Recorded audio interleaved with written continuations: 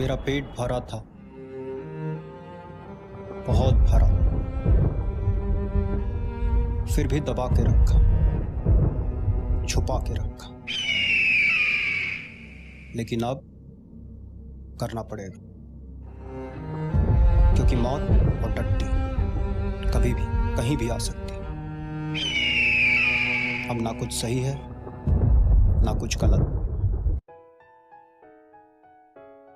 दिल्ली की जनता के लिए राष्ट्रवाद, हिंदुस्तान पाकिस्तान, मुगलों का राज वापस आ जाएगा, राम मंदिर, धारा 370, कश्मीर, इस तरह की बातें कोई मायने नहीं रखती।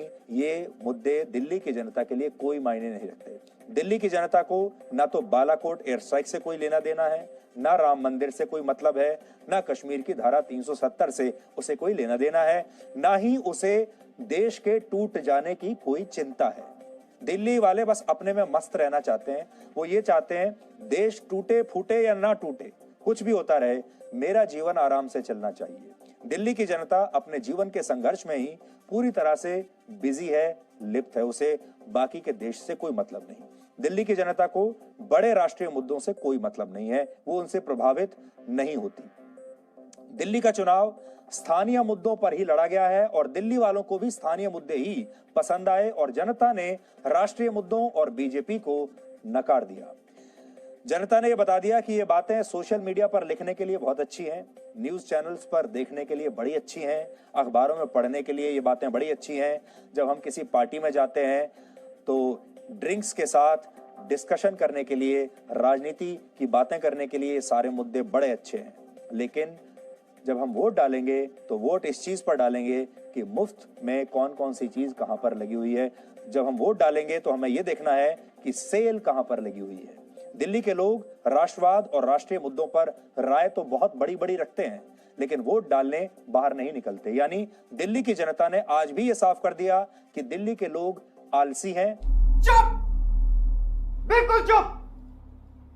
हिम्मत कैसे हुई तेरी मुंह खोलने की?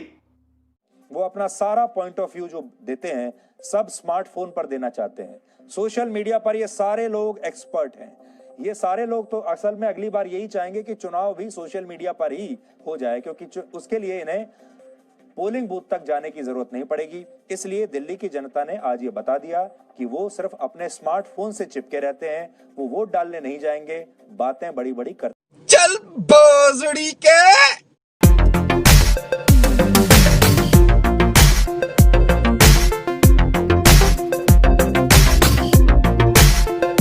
और देशवासियों के सपने पूरे होते हैं तो देश के भी सपने पूरे होते हैं। हमारे मतलब आपको मत सिखा।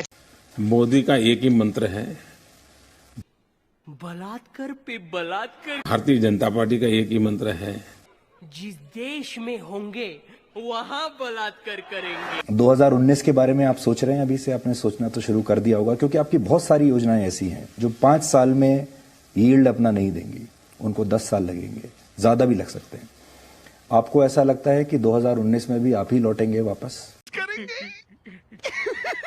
पैसा ही पैसा होगा। बड़ा आपको सोच रहे हैं, अभी आपके दिमाग में कुछ है?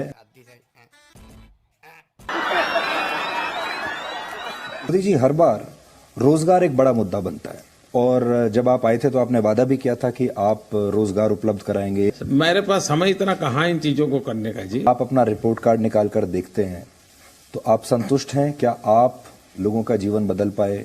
नए रोजगार, नौकरियां? 125 करोड़ देशवासियों पर मेरा भरोसा है, जो करना है वो देश की जनता करेगी। कैसी अपमानजनक बातें कर रहा है लड़का ये। आप फकीरों की तरह रहते हैं, आप फकीर अपने आप को बताते हैं। मेरी हालत इतनी बुरी है, मैं खाने के पैसे नहीं है, मोहताज हूं, इन फकीरों को मैं खिलाता हूँ, तुम लोगों मेरे से मांग रहे हो, फकीरों से मांग रहे हो, अरे कुछ तो शर्म करो। तो ये एज में अभी इतनी एनर्जी आप कैसे लेकर आते?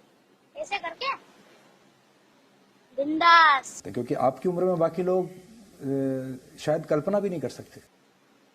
आप भी लगा के देखिए, मजा आ जाएगा। अगर हम करें तो करें क्या, बोले तो बोले क्या। वाह मोदी जी, वाह वाह वाह। भारत का समाज हर दिन सच से दूर होता जा रहा है और इसके लिए एक हद तक हमारा मीडिया भी जिम्मेदार है। इसके साथ साथ ये समझने की भी जरूरत है कि आखिर भारतीय मीडिया की विश्वसनीयता गिर क्यों रही है। 2000 रुपए के हर एक नोट पर NGC यानी नैनो GPS चिप लगा हुआ होगा और पत्रकार अब राजनीतिक दुकानों की सज्जा के काम आने लगे हैं। डॉक्टर सुभाष चंद्रा ने हिसार में बीजेपी के उम्मीदवार डॉक्टर कमल गुप्ता के लिए वोट मांगा। झूठ को इतनी बार दोहराया जाता है कि वो सच लगने लगता है। यूपी के कैराना में घर छोड़कर पलायन करने वाले हिंदुओं की तकलीफ का DNA टेस्ट। नेता, पत्रकार और उद्योगपति आजकल अघोषित रूप से एक ही टीम में खेलते हैं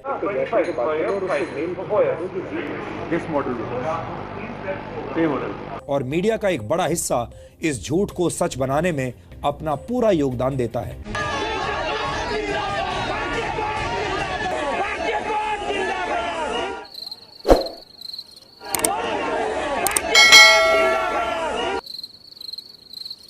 ये खबरें पढ़कर कभी आपके मन में देशभक्ति की भावनाएं जाग जाती हैं। भारतीय सेना ने पाकिस्तान के 3 पोस्ट तबाह कर दिए हैं। तो कभी किसी नेता या पार्टी में आपको चमत्कारिक शक्तियां नजर आने लगती हैं। इसलिए बात कर रहे हैं मोदी के हनुमान की।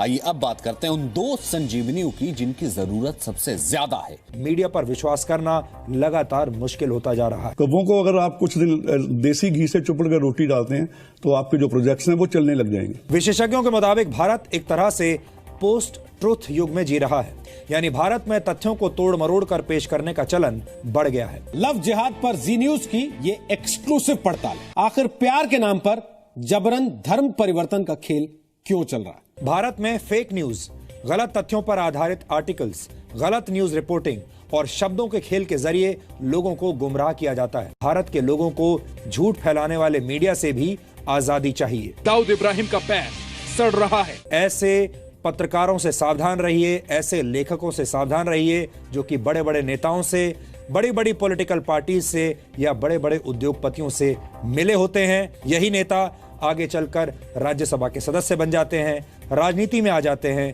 पैसा कमाते हैं और अपना जीवन बड़े शान और शौकत के साथ जीते हैं, लेकिन जीवन भर आपको गलत खबरें देते रहते हैं। ऐसे पत्रकारों की पहचान आपको कर लेनी चाहिए।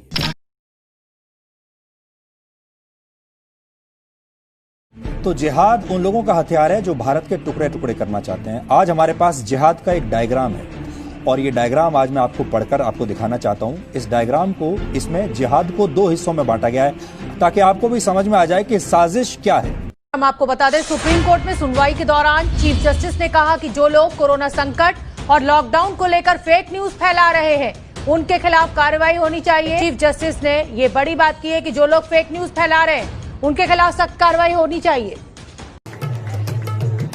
जिहाद को इस्लाम का छठा स्तंभ माना जाता है। जिहाद का शाब्दिक अर्थ है पवित्र युद्ध, लेकिन जिहाद की परिभाषा को हमेशा गलत तरीके से पेश किया गया है। इस पवित्र युद्ध को धर्म युद्ध बताकर दुनिया भर में इसका गलत इस्तेमाल होता है। आप इन्हें नोट कर लीजिए ताकि जिहाद के मामलों में आपके तर्क मजबूत बन सके। वाह क्या सीन है।